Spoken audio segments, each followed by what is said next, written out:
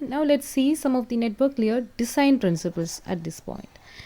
So the first thing is make sure it works. So even though we are discussing it as a network layer design principle, it is something applicable to other layers also. Whenever you go for any even software design or layered architecture design, this is something you can keep. So particularly we are discussing this in the context of network layer design. So make sure it works, right? So do not finalize the design or the standard until multiple prototype have successfully communicated with each other. So that is a design philosophy. So you are supposed to do a demo, many experiments, and on that, then only you have to deploy it.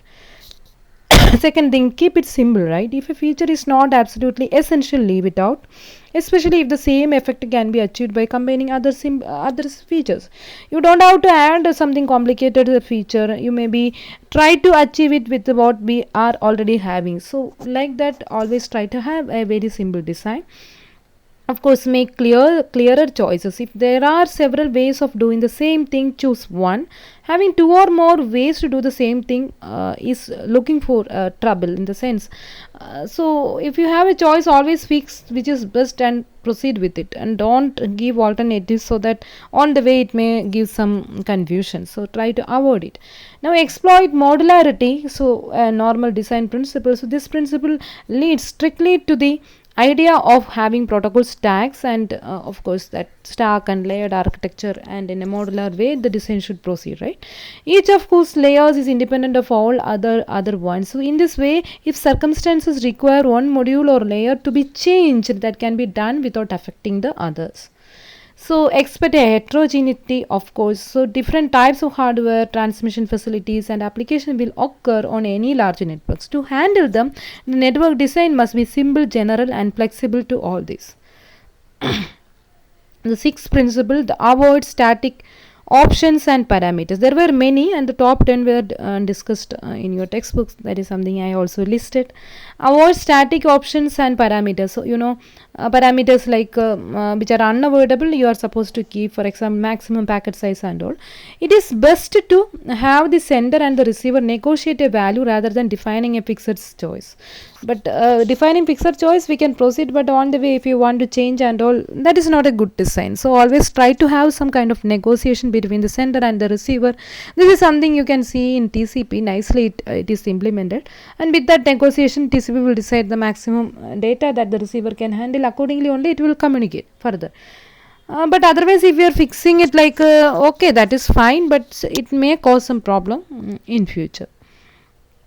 Now the next one, the looking for a good design. So it need not be perfect, right? We don't want a perfect design with almost all features and all. What we need is a simple, workable, good one.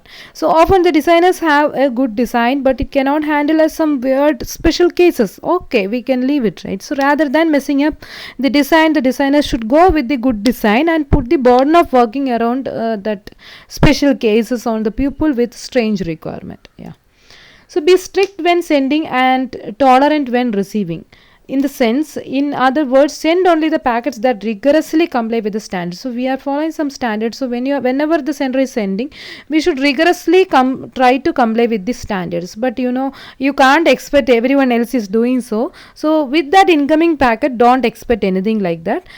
They may not fully conformant,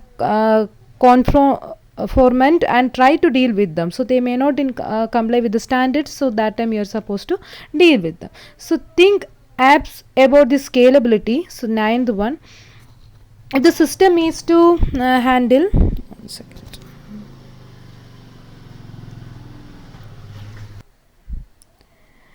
Yes, let's continue.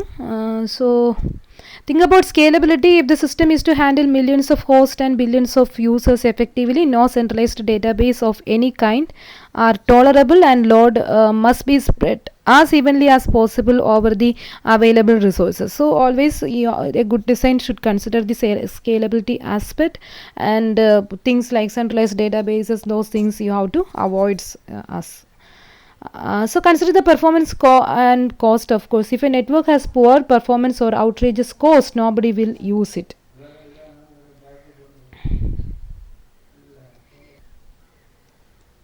So what are all the network design principles? in between some disturbances, sorry. Yeah, so make sure it works, keep it simple, make clear choices, exploit modularity, expect heterogeneity, avoid static options and parameters. We saw everything in detail, right? So look for a good design, be strict when sending and tolerant when receiving. So hope everything is clear for you. Think about scalability and consider performance and cost.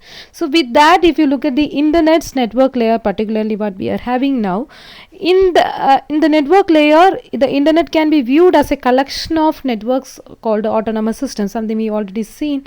The each individual network that is coming under a particular administrative domain could be termed as an autonomous system that are interconnected each other, and there is no real structure but several major backbone exist. Of course, everybody will be connected to this backbone network.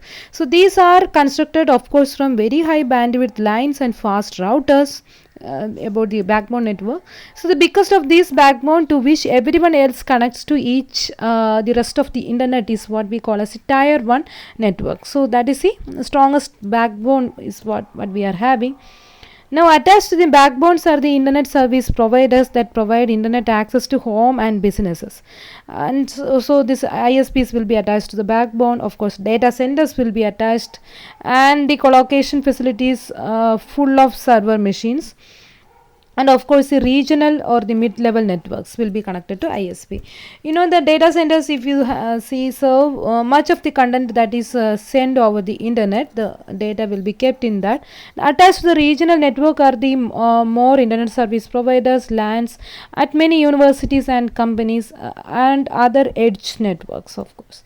So the sketch of this quasi hierarchical organization is given in the next slide. So it's kind of not fully hierarchical, a kind of quasi hierarchical.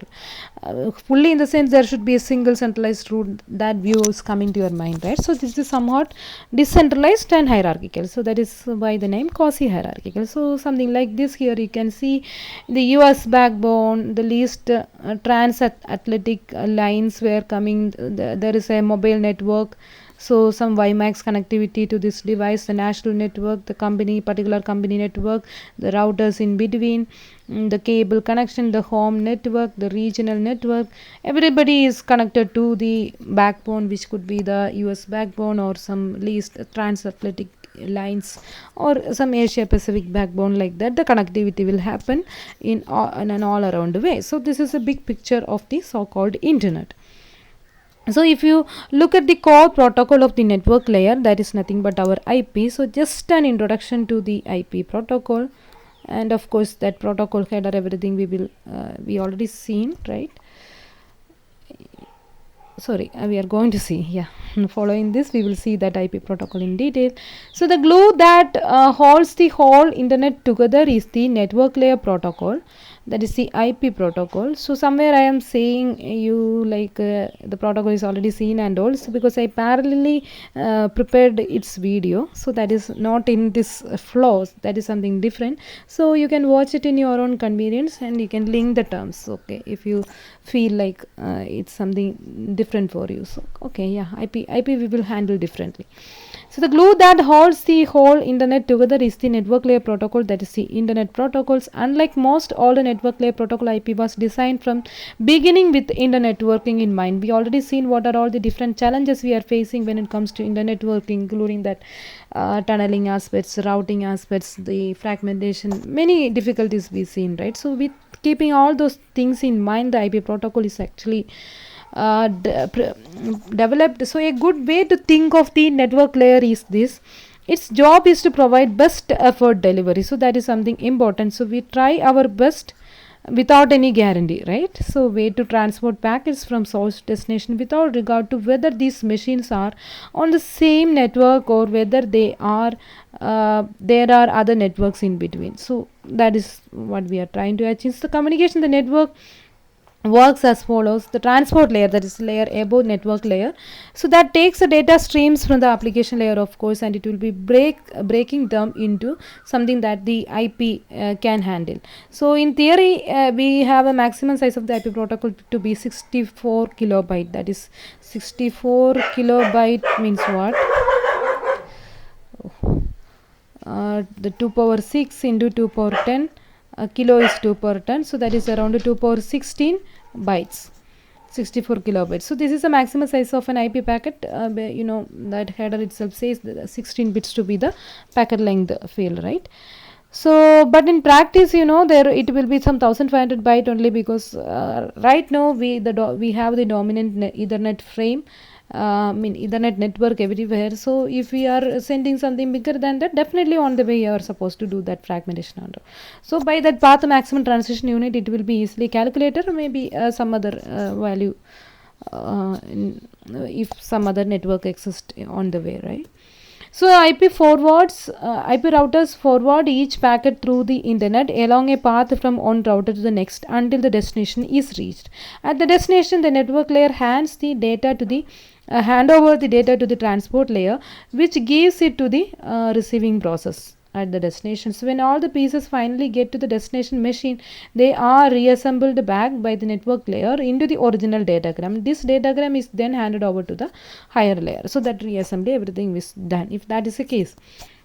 There are many possible paths between two hosts, so it is a job of the IP protocol to decide which path. So that routing also, so like that many functionalities are there, that is all done by the core protocol IP. And we have supporting protocol for this IP that we will be seeing in this 5th module, like ICMP, the address resolution protocol, the DSCP protocol. So like that there are many supporting protocol for this IP that we will see in the 5th module.